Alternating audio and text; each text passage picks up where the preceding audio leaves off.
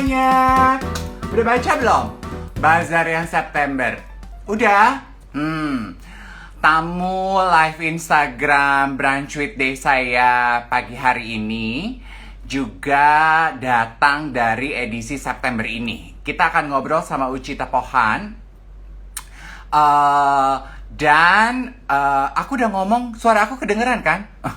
Dan kita akan ngobrol mengenai body positivity. Karena kita brunch ya. Tuh, menu brunchnya mango. Sekarang lagi musim mangga kan ya. Aduh, I love mango season. Mangga yang ini, kelihatan nggak? Dari Purbalingga. So good. Warnanya aja kelihatan menggugah ya. Kalau ini kiwi. Loud and clear kan suaranya? Senang. Oke. Gimana? Apa sarapannya? Kegiatannya hari ini? Happy Sunday by the way untuk teman-teman semuanya ya. Hampir kita kumpulkan teman-teman kita untuk kumpul dulu. Menyaksikan live Instagram kita bersama Uci Tapohan hari ini, oke?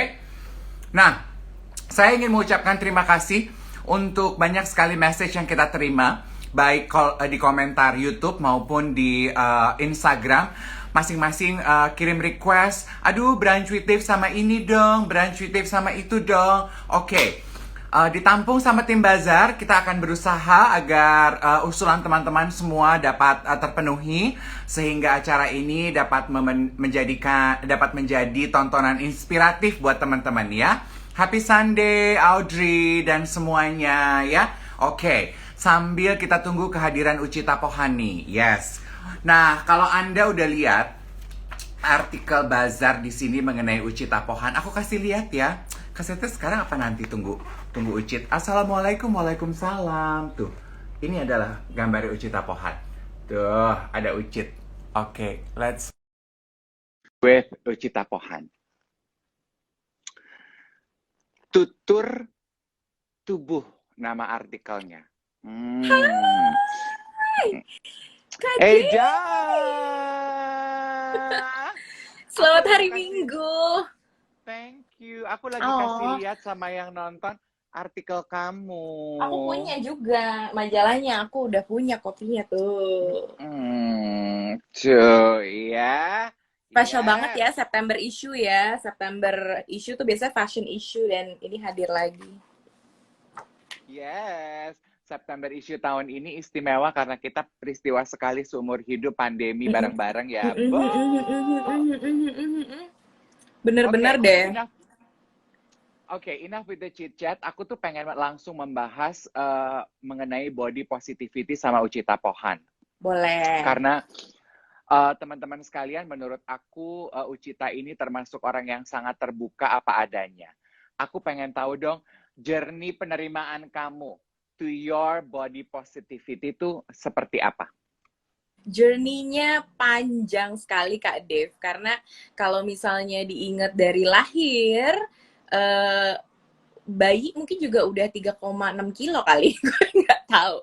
Tapi aku selalu menjadi anak perempuan dan seorang perempuan tebal gitu yang cabi-cabi gitu. Dan journey kalau ngomongin body, outer body atau physical body itu panjang sekali karena dari kecil kan baca majalah, nonton TV, lihat film, itu semuanya menggambarkan ideal body yang kurang lebih mirip-mirip. Setuju nggak sih, kita dari dulu kan nontonnya kayak gitu ya, kan? Betul. Which itu bukan aku gitu, maksudnya bukan definisi aku gitu. Jadi perjalanannya dimulainya ya mungkin dari kecil banget, karena even aku dari kecil aja udah ngerasa agak sedikit berbeda nih dengan yang lain gitu, dengan anak-anak seumur aku. Apalagi waktu kecil itu kan ukuran baju anak-anak itu kan ditentukannya sama umur kan Kak Dev. Ya kan, jadi umur 0 sampai 6 bulan, umur 2 tahun sampai 4 tahun gitu. Aku tuh jarang sekali memakai baju yang seumur aku. Jadi aku ngerasa kayak ini umur aku segini, tapi aku harus pakai baju yang untuk lebih dewasa gitu. Selalu ada pemikiran kayak gitu. Terus sampai akhirnya aku jadi orang yang concern sama tubuhku, bentuk tubuhku, Oke. ya kan, waktu Ya. masa mudanya.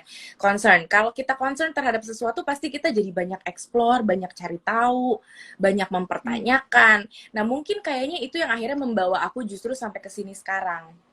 Jadi, Oke. karena aku banyak explore dan banyak nyari tahu informasi-informasi, pandangan-pandangan tentang tubuh, tentang body, jadinya referensinya makin lebar, makin banyak gitu, dan akhirnya menemukan kenyamanan seiring dengan informasi-informasi itu aku dapetin terus, aku pelajarin terus gitu. Oke. Berarti it is safe to say bahwa saat ini Ucit di titik ini dalam hidup, you are happy with the way you are. Yes. Oke. Okay. Ada pemicunya nggak sih dari perjalanan panjang itu? Maksudku gini, normalnya kan I can so relate with your story. Gue juga dari SD kelas 4, kalau anak-anak lain itu disuruh, nanti kalau makannya habis boleh nonton video Dono. Kalau gue, kalau makannya cuma sepiring, kalau makannya cuma sepiring nggak nambah, boleh nonton TV gitu. Karena gue makannya banyak banget, Cit. Jadi dari 4 SD tuh gue udah disuruh diet. Oh gitu. Aku pikir kamu disuruh gemukin badan dulu. Enggak. I'm very obese. Gue tuh gendut banget, Beb. Oke. Iya. Jadi kalau misalnya titiknya atau turning point-nya kayaknya ada beberapa part, tapi aku juga bingung untuk mengingatnya itu part yang mana-mana aja kalau nggak secara spesifik ya.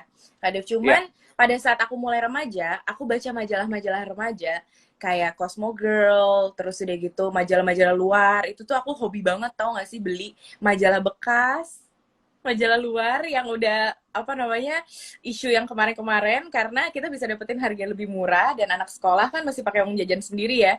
Jadi aku tuh suka banget beli majalah-majalah dari beberapa bulan sebelumnya, jangan langsung beli setumpuk gitu. And then disitulah aku akhirnya mulai melihat bahwa pandangan-pandangan yang diberikan sama mereka itu pandangan-pandangan yang berbeda yang selama ini aku tahu waktu kecil. Di Indonesia gitu. Jadi di situ aku ngelihat mereka itu sangat amat open dengan berbagai jenis bentuk tubuh, karena kan kalau misalnya barat gitu ya, itu kan belum apa-apa udah ada yang darker skin, ada yang rambutnya keriting banget gitu kan, ada yang lighter skin yang benar-benar pucat banget, rambutnya pun pucat gitu. Itu di situ aku mulai ngelihat ada keberagaman itu, dan aku ngerasa oh ternyata di dunia ini emang sebenarnya nggak semuanya seragam gitu. Cuman selama ini yang aku tahu yang namanya orang Indonesia kan mirip-mirip bentukannya. Jadi aku pikir aku tuh kayak beda sendiri gitu, alien, tapi ternyata enggak gitu. Itu salah satu turning point pertama-tama sih yang aku terima. Oke. Jadi aku yakin untuk topik ini banyak yang bisa relate ya, Cit ya. Karena kan body positivity itu nggak cuman selalu plus size aja, tapi apapun bentuk badan kita gitu. Ada Agnes Soria yang bilang, Hai dia Agnes, kurus, dia terlalu kurus. Katanya. Jadi selalu dijejelin makan. Apapun sebetulnya seperti kata Ucit, bahwa kecantikan itu bentuknya beda-beda ya. Ada benar. Yang kurus ya kurus lah, yang plus size ya plus size lah, semuanya sama-sama cantik. Itu kan sebetulnya maksud body positivity. Sebetulnya kalau di aku sekarang, awalnya aku berpikir kayak gitu. Body positivity itu kalau kita ngomongin outer body, itu adalah, yaitu tadi keberagaman tadi itu harus kita terima dulu. Kita tuh tipenya seperti apa, ya kan? Dan abis itu kita rawat, setelah kita terima, kita syukuri, kita rawat lah tubuh kita ini gitu kan ya, dengan cara yang nyaman. Dengan kita, awalnya aku berpikir body positivity itu sampai di situ aja, tapi ternyata kapan ya aku baca buku, ada nggak ya bukunya di sini? Oh ada nih, bentar. Ini buku yang cukup mengubah pandangan aku terhadap definisi body positivity. Ini bagus banget buku ini, I love it. Ini boleh di screen cap. Ya, boleh di screen cap. 1, 2, 3, cekrek. WA admin ya, kan biasanya gitu ya kalau jualan.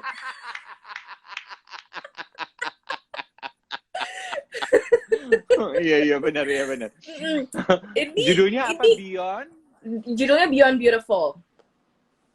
Beyond Beautiful. Jadi di buku ini dijelasin bahwa pandangan yang ada di buku ini adalah yang namanya body positivity itu bukan selalu apa namanya di titik glorifying, embracing udah pasti. Tapi kalau terus-terusan mau melihat sisi baiknya aja, it's not the real positivity katanya gitu. Jadi the real positivity yang digambarkan di sini adalah apa namanya menerima dua sisinya, bahwa oh ya aku ada negatifnya, aku juga ada positifnya gitu, dan berdamai dengan dua hal tersebut, jadinya bisa lebih menemukan titik netral gitu di tengah-tengahnya gitu. Jadi kalau di sini apa namanya mereka punya pandangan body positivity itu adalah body neutral sebenarnya, ya netral aja gitu. Seru deh, ini seru banget buku ini gitu. Jadi yang membedakan adalah sebenarnya itu bukan setiap hari ngaca terus you are pretty, you are beautiful, you are amazing gitu. Karena kadang-kadang kalau misalnya kita terus-terusan mengulang itu tanpa mau menerima atau apa namanya mengakui bahwa kita juga punya kekurangan, itu akhirnya jatuhnya jadi either bukan jadi pede tapi jadi kepedean. Gitu. Ya. Aku mau tanya ini dong, Cit. Apakah berarti di kondisi saat ini kamu sudah berdamai dengan keadaan badan, udah nggak mengejar lagi kurus, udah nggak mengejar lagi langsing? Karena kan itu kayaknya cita-cita semua perempuan ya. Semua pengen kurus. Kalau mengejar langsing saat ini bukan untuk tampilan, tapi lebih untuk kesehatan. Jadi yang aku kejar sekarang keseimbangan diri sih Kak Dev. Aku tahu bahwa untuk orang-orang yang punya body mass index di atas rata-rata umumnya atau di atas rata-rata normal yang disarankan kesehatan secara medis gitu ya, pasti kenapa itu bisa terjadi?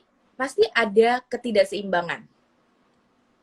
Karena apa namanya ketidakseimbangan itu membuat segala sesuatu berlebihan atau kekurangan. Jadi kalau in terms of physical, yang sekarang menjadi concern aku adalah si keseimbangan itu. Aku tuh pengen banget mencari dan masih terus berusaha untuk melihat gimana sih keseimbangan sebenar-benarnya seimbang yang bisa aku lakukan buat tubuh aku. Karena along the journey kan aku juga udah nyobain banyak banget diet ya. Apalagi masa remaja gitu kan ya. Itu banyak banget deh kayak sampai diet yang mayo udah pernah pasti, terus udah gitu yang detox, yang liquid doang, yang apa motor ada diet motor apalah itu, terus ada, terus even yang dengan klinik puluhan juta pun pernah gitu, yang disuntik tiap hari pun aku pernah gitu, dan semua itu memberikan aku pengalaman dan pengetahuan baru terhadap tubuhku sih gitu. Semuanya menghasilkan apa namanya result seperti sesuai target. Tapi target yang selama ini kan cuma angka dan sentimeter. Yang selama ini aku ya, yang sebelum-sebelumnya aku ketahui target itu cuma angka, sentimeter, sama ya mungkin kalau mau lebih kompleks lagi mungkin hasil dari medical check up gitu, apakah semuanya jadi lebih baik gitu, jadi lebih angka lebih normal gitu. Terus cuman lama-lama ketika aku terfokus sama angka-angka dan data-data itu, ada momen aku jadi sedikit lost myself gitu loh. Kayak apakah aku emang hidup cuma buat ngejar data-data angka itu, or there is something more beautiful about this life to apa namanya untuk dijalani gitu. Dan kayaknya akhirnya sepanjang hidup kita cuma ngejar angka timbangan untuk bisa langsing doang gitu akhirnya ya, Cid.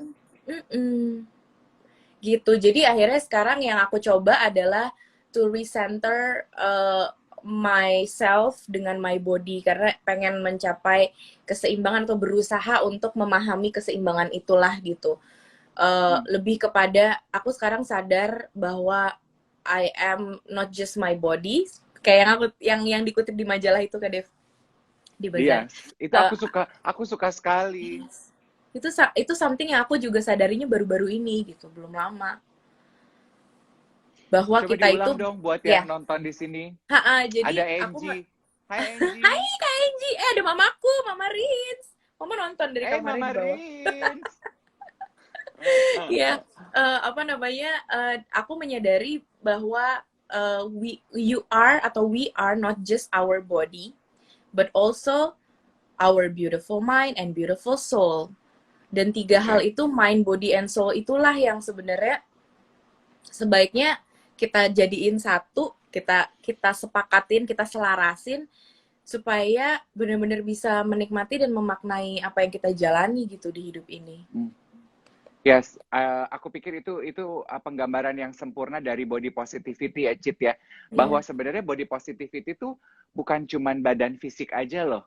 We as a human is more than that. Kita tuh badan, mind, and soul. Jadi emang Yes. tiga-tiganya yang harus dipikirin untuk hidup seimbang. I think Uh-uh, itu uh-uh. makna sesungguhnya dari body positivity. Benar gak I sih, think Cit? so, I think so. Karena akhirnya body itu kan reflection of our mind dan juga our soul condition kan. Apa yang kita Yes. lakukan, act-act yang kita lakukan itu kan sebenarnya berasalnya kan dari pikiran, dari keputusan-keputusan kita. Which means kalau misalnya emang itu berasal dari keputusan-keputusan kita, then we have to also apa namanya mempertimbangkan atau exploring more about our mind juga gitu, our perception dan juga our mental health ya kalau ngomongin soul Ya, condition gitu, our ya, happiness, kebahagiaan ya, betul, gitu betul, betul. kayaknya. Itu adalah segitiga yang harus dijaga keseimbangannya gitu ya. Nggak bisa lu cuma mikirin fisik aja atau mikirin mind Iya, aja, mikirin iya, soul aja. Ketiga-tiganya harus dijalani. Oke. benar. Cit, aku tuh pengen tahu dong buat teman-teman Bazar yang menyaksikan, pasti yang Ya, follow Instagramnya Ucit udah tahu perjalanan Ucit. You are very open with your body in your feeds kepada ya. penggemar dan juga followernya Ucit. Uh, Pernah mendapatkan komentar nggak sedep nggak sih yang dibilang anak-anak zaman sekarang body shaming itu? Iya, iya, iya. Pasti pernah lah ya. Cuman aku juga bersyukurnya kayak entah kenapa follower-follower dan teman-teman di Instagram tuh kayaknya baik-baik banget yang di Instagram aku. Cuma kalau memang aku keluar dari forum atau dari lingkup Instagram aku, misalnya foto aku di repost nih sama Mm-mm. sebuah forum gitu. Mm-mm. Di apa sih istilahnya? Forum di website apa gitu yang banyak lah ya. Itu komentar-komentarnya bisa yang nggak konteks, bisa yang langsung shaming, bisa yang ya ampun gendut banget, ih gila gede banget, ih gila kepedean banget kayak gitu. Tapi pada saat itu adanya hanya di Instagram dan sosial media aku, which isinya juga orang-orang yang kita sama-sama kenal atau yang follow aku karena kenal, eh, nggak terlalu banyak, jarang banget gitu. Jadi aku Oke. pikir memang kalau sosial media dan hubungannya sama body shaming, sosial media tuh ya kayak dunia luar yang luas ini aja gitu. Ada area-area yang kita kalau masuk orang tuh misunderstand us gitu. Ada orang-orang, ada area-area yang kalau kita datang bahasanya lain, kita nggak bisa ngobrol gitu. Sama seperti sosial media atau dunia internet tuh juga bayanginnya kayak gitu. Tapi kita bisa menciptakan ekosistem yang baik dengan apa namanya, dengan kita juga posting-posting hal-hal yang kontekstual aja gitu, tidak melakukan hal yang sama.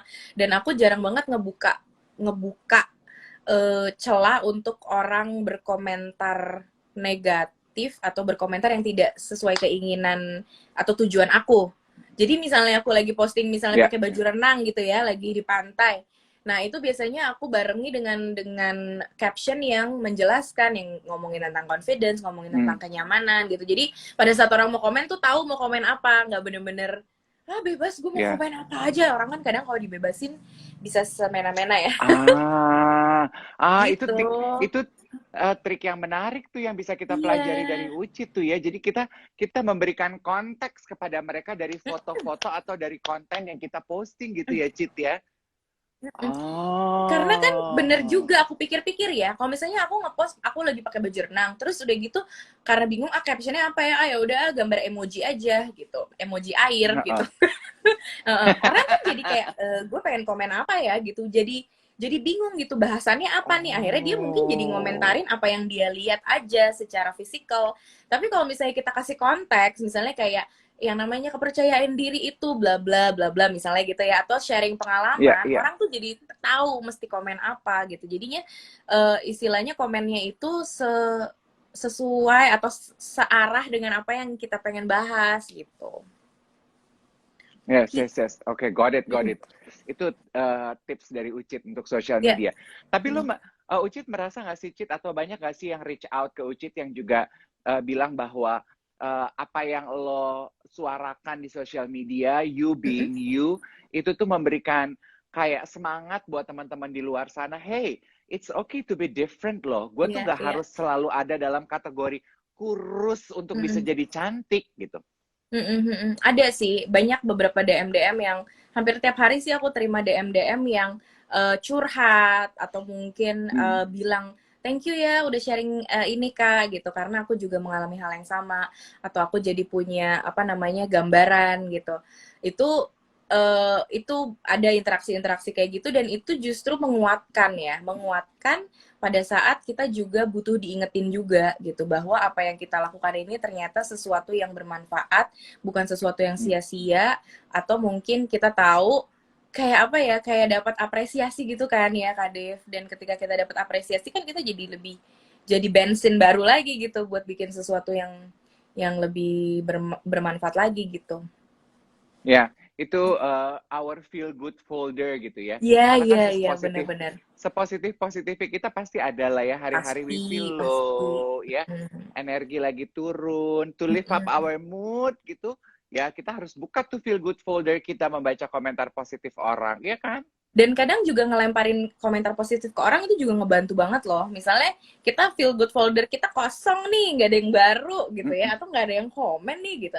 Kita bisa lakukan itu duluan gitu ke orang lain, karena it's a good feeling juga untuk tahu bahwa ketika kita komen ke orang, ya ampun bagus banget apa namanya fotonya, misalnya kita ngomong gitu ya, terus dia bilang thank you pakai emoji-emoji, kita tahu kalau dia tersenyum gara-gara omongan kita, itu juga balik lagi Mm-mm. ke kita kan ininya, perasaan Yes, senangnya. ya, Mm-mm. betul. Dan teman-teman ya, Ucit ini juga perjalanan Ucit terhadap body positivity itu membawa dia sampai ia membagi ceritanya ke dalam sebuah buku yang judulnya Bicara Tubuh. Bener kan? Yes. Kalau aku nggak salah di buku Ucit Bicara Tubuh itu Ucit satu persatu mengucapkan terima kasih kepada ya anggota tubuh ini secara Mm-mm. keseluruhan. Bener nggak, Cit? Mm-mm. Benar. Jadi itu ungkapan perasaan yang cukup dalam buat bagian-bagian tubuh ya, dalam hal ini tubuhku karena aku yang nulis gitu kan ya.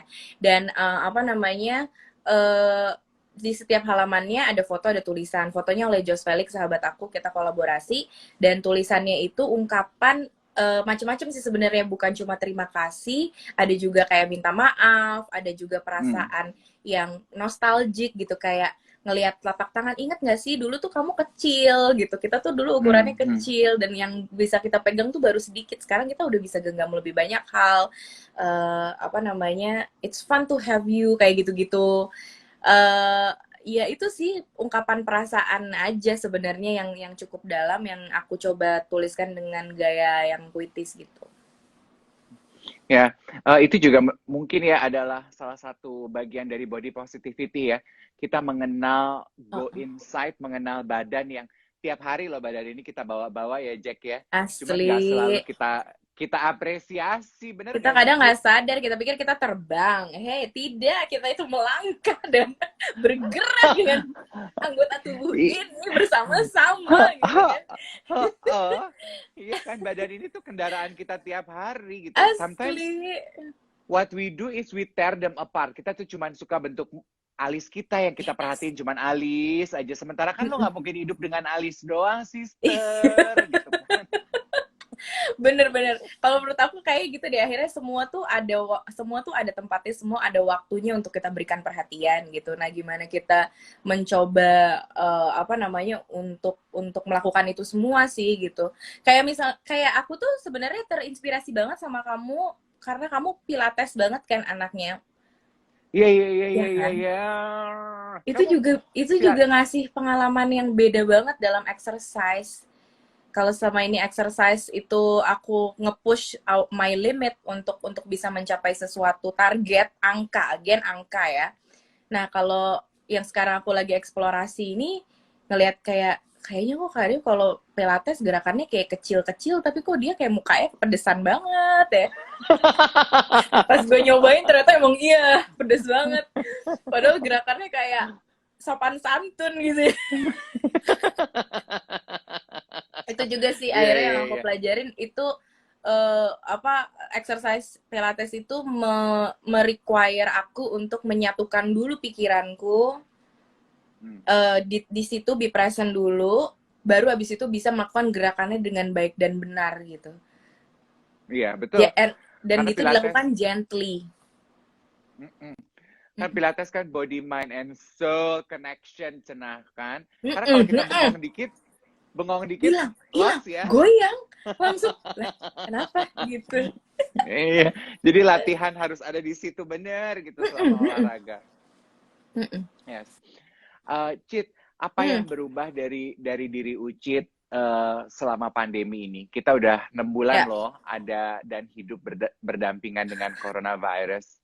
gila ya, aku tuh yang dari mulai kaget, shock, terus udah gitu sibuk dengan gimana caranya ngakalin, karena siaran kan kita harus dari rumah, Hmm. terus udah gitu lebih ke yang technical gitu, terus di awal-awal pandemi aku ngerasa perut aku sakit di Oh.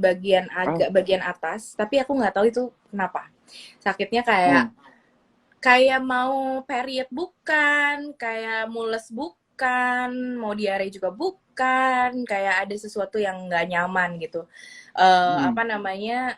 Ternyata stresnya aku bukan yang pusing atau nggak bisa tidur atau apa, lebih ke situ.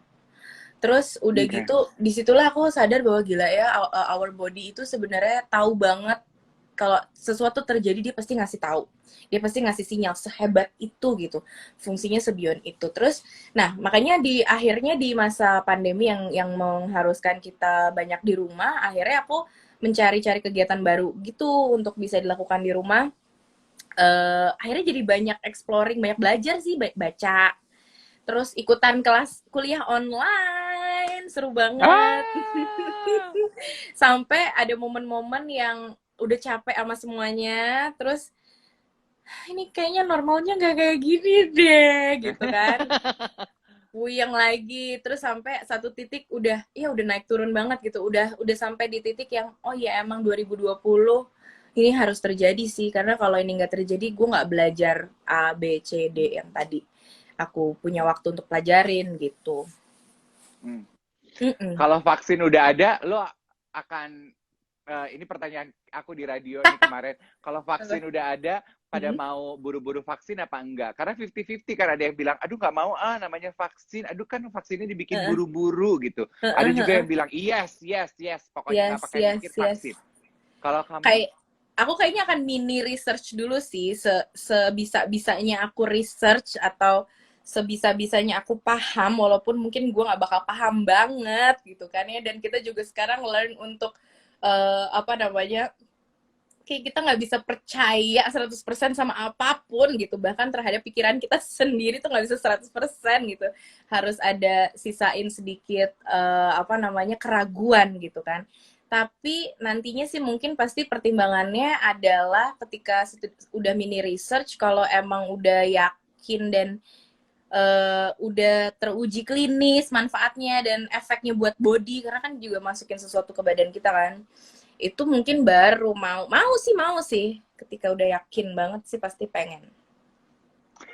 Oh. Ya emang ya harus nggak sih, aduh bingung deh gitu deh, Iya, sekarang iya, aja bingung belum ya. vaksinnya belum aja itu bingung. Kalau aku ya Oh iya. ngobrol sama Anggun di Brunch with Dave minggu lalu ya. Terus Mhm. gue gini, oke, kayaknya gue akan meniru apa kata dia aja deh. Dia Dia tuh bilang gimana? katanya, dia bilang gini, udah deh, kita tuh ikut aja apa kata pemerintah, nurut aja udah. Karena kan banyak yang bilang teori konspirasi Iya lah, nggak iya iya, percaya apalah. Aduh, udah tutup bingung kuping, kan. kita nurut aja deh sama Heeh, pemerintah heeh. kita, udah deh. Udah Iya dipikirin, benar. kita ikut aja. Iya benar, karena pokoknya kayaknya mereka udah melakukan segala penelitian dan data-datanya jauh lebih lengkap daripada kita ya. Jadi ya gitulah gitu. Aku juga pengennya cepet-cepet hadir tuh yang namanya vaksin tuh, supaya kita bisa ketemu, bisa peluk kembali, bisa cipika-cipiki gitu. Kamu mah hebat, kamu udah pilates. Aku practically 6 bulan nih gue. Bener-bener 6 bulan di rumah ya? Yes. Iya. Kemarin Berhenti enggak. karena akhirnya aku ngerasa emang karena pilatesnya kan juga private ya.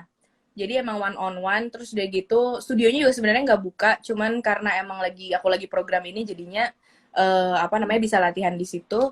Dan itu sih yang menarik sebenarnya, eh, apa bisa connect.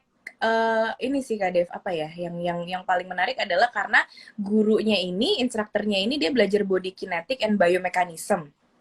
Nah, buat gue Gemini kepo ini, ketika ada yang, hah, apaan tuh gitu, kok belum tahu? Jadi penasaran kan gitu. Jadi dia emang banyak memberikan aku insight, bukan cuma ngasih gerakan latihannya aja, tapi juga insight tentang gimana tubuh kita ini bekerja gitu. Bagaimana kalau misalnya ini diangkat, otot mana yang bisa ikut ketarik, atau tulang mana yang ikut posturnya jadi lebih baik. Terus banyak banget deh, dan itu akhirnya jadi satu hal yang jadi hiburan juga buat gue di masa pandemi ini gitu. Pandemi ini, betul. Hebat kamu, hiburannya sangat menyehatkan gitu kan. Si kepo gitu soalnya. Iya, tadi ada yang nanya, jadi setelah journey coba-coba sekian banyak diet, akhirnya karena diet itu kan bukan cuman diet itu kan, I think diet is a lifetime process ya. Pola makan kan sebenarnya artinya diet. Pola diet seperti apa, atau mungkin pola makan seperti apa yang akhirnya Ucit rasa paling sesuai sama badan Ucit sekarang? 2008 aku mulai mencoba si diet-diet itu. Yang dari mulai mayo dan segala macam sampai Duken diet tuh yang kayak Kate Middleton pas dia mau kawin, gue cobain. Diajakin sama Dian Sastro, Dian bilang kayak, Kate Middleton lu lihat nggak kemarin? Kenapa? Pas dia nikah. Dia kan itu Duken diet, ayo kita beli bukunya, kita ikutin gitu, bikin grup. Tiap pagi kirim foto, makan ini, semangat sis gitu. Bertiga tuh sama Dinda Kamil, kita bikin grup. Itu segala-gala macam. Dan kalau dibilang akhirnya dari segala macam proses itu belajar macam-macam. Kalau dari yang ikut dokter ahli gizi, aku jadi belajar ngitung-ngitung nutrisi apa segala macam. Dan yang kayak 2016 deh kalau nggak salah, 2016 akhirnya aku mencoba pertama kalinya atau mencoba exploring yang namanya mindful eating. Jadi setelah aku paham nih, yang ini kalau gula segini itu kalorinya bakal berapa, gimana cara baca hitungan-hitunkan kalori di snack, gimana cara memilih makanan yang lebih sehat.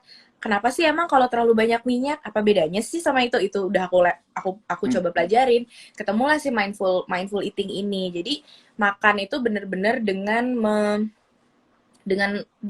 pelan. Terus udah gitu dengan sangat menikmati, dan sebelum makan juga kita recenter lagi, mind, body, and soul ada di sini, sekarang di depan piring, baru mulai gitu. Yes. Dan itu juga experience baru yang sampai sekarang akhirnya membuat aku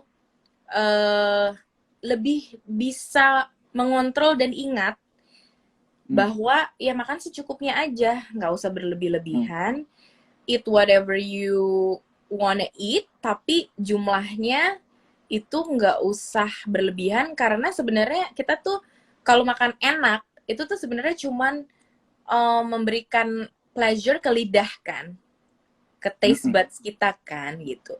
Nah taste buds itu tuh sebenarnya kalau udah dikasih sedikit, sesuap 2 suap juga dia udah terpenuhi, cukup gitu. Jadinya kayak kalau setiap makanan datang, nyobain ini itu, apalagi pandemi ya semuanya kan pada jualan makanan nih teman-teman kita gitu. Kita juga pengen nyobain nih gitu. Ya nyobainnya cuman ngicip-ngicip gitu aja gitu. Dan jadi sadar bahwa kekenyangan itu nggak enak loh. Kita kadang tuh suka lupa, kita makan cepet banget sampai kita nggak tahu kapan kita kenyang, tahu-tahu udah 20 menit begah kekenyangan udah terlalu gitu kan. Kenyang. Nah itu tuh yang namanya kita makan tapi kita tidak sadar prosesnya, bahwa di tengah-tengahnya sebenarnya udah cukup nih karena saking cepetnya gitu. Jadi makan agak lebih pelan, terus mencoba untuk menikmati menu-menunya Nah, itu. aku juga sih, I'm with you on that. Menurut aku mindful eating itu adalah diet sama gaya pola makan yang sesuai juga buat aku karena nggak repot ya, nggak ngitung-ngitung, nggak pilih-pilih makanan Bener. dan filosofi di baliknya tuh kayaknya cocok gitu ya. Melakukan segala sesuatu tuh dengan lebih sadar aja. Kalau mau makan ya memang just be present with your food, nikmati bener-bener. Pasti lama-lama kan porsinya berkurang, iya kan? Karena kan kalau kita binge watching something sambil makan tuh, makannya udah nggak konsen ya, Bo. Kita Iya, sibuk nonton, yang ada udah sampai gitu. kita nggak sadar gitu kalau kita lagi masukin terus kan. Padahal sebenarnya dalam di mindful eating itu aku juga belajar bahwa gerakan makan satu sendok ke sendok lainnya itu kurang lebih 15 detik.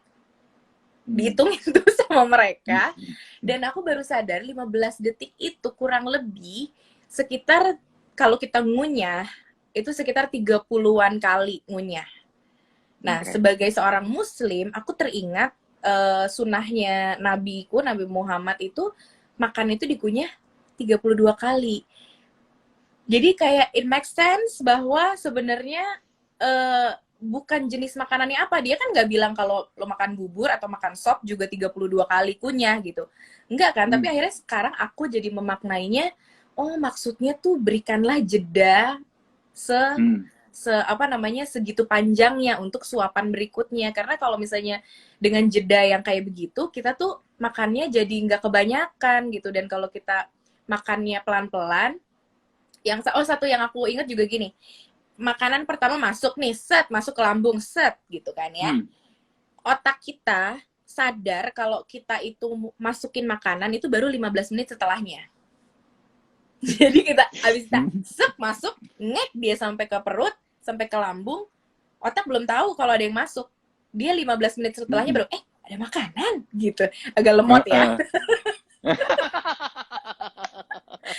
tapi Kak, ya penelitiannya seperti itu gitu. Jadi kalau misalnya kita buru-buru dalam 15 menit kita makan sebakul sih masuk aja, tapi ini udah kepenuhan, dianya nggak tahu gitu. Jadi emang lebih pelan gitu. Yes, menarik banget memang perjalanan untuk menemukan pola makan yang paling sesuai. Kenapa aku tuh pengen banget brunch with Dave sama Ucit, karena menurut aku era sekarang nih ya, di panggung global dunia fashion kan juga inclusivity udah semakin terbuka ya. Anak-anak sekarang kan udah lebih terbuka ya nggak sih, Cit?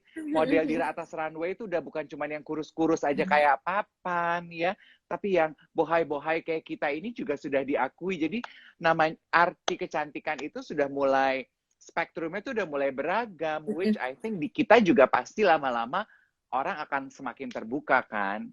Mudah-mudahan sih Itu kayaknya sebabnya, kita ke arah sana ya. Ya. Itu sebabnya aku pengen ngobrol sama Ucit, karena menurut aku Ucit yang pertama memperkenalkan hal itu untuk anak-anak muda sekarang ini. So I want to thank you for that. Terima kasih. Keep on Mudah-mudahan. doing what you do. Menyebarkan kebaikan dan juga salam sehat selalu untuk yang menyaksikan konten-kontennya Ucit. Cit, thank you ya. Thank you juga Kak Dev. Aku seneng banget diajakin. Duh, ayo atuh ke radio siaran lagi. Iya, mau banget. Ya? Belum, kita tunggu lebih kondusif keadaannya ya. Sekarang siaran dari rumah aja, nggak apa-apa deh. Sama dengerin podcast kamu dari rumah. Podcastnya Ucit juga tuh. Iya. Thank you, enjoy the rest of your Sunday, okay? You too, Kak. You too. Terima kasih teman-teman yang nonton. Bye. Terima kasih teman-teman.